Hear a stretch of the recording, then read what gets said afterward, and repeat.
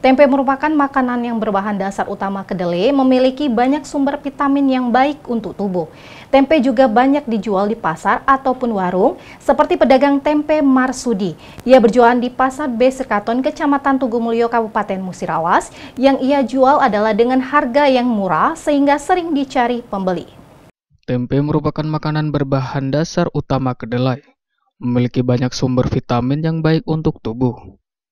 Tempe juga banyak dijual di pasar ataupun di warung.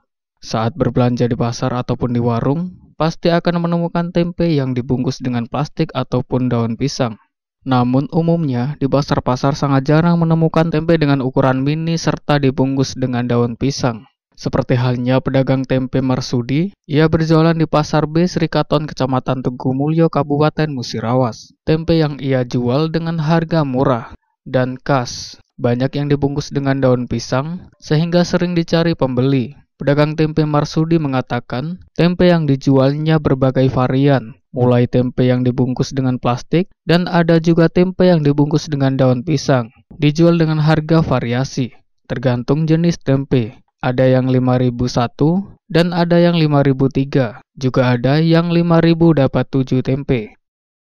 Sing iki 35.000. 35.000. Iya, sing iki 75.000. Ini tempenya buat sendiri apa gimana, Bu?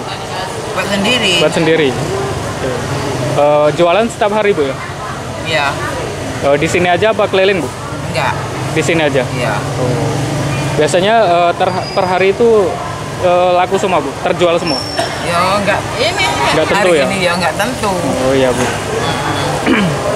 Biasanya sudah ada pelanggan nggak, Bu? Untuk semisal apa orang-orang ngambil gorengan gitu? Enggak ya? Okay. Cuman orang apa? Jual keliling. Jual keliling. Iya. M. Dhani Rahmadi, Silambari TV melaporkan.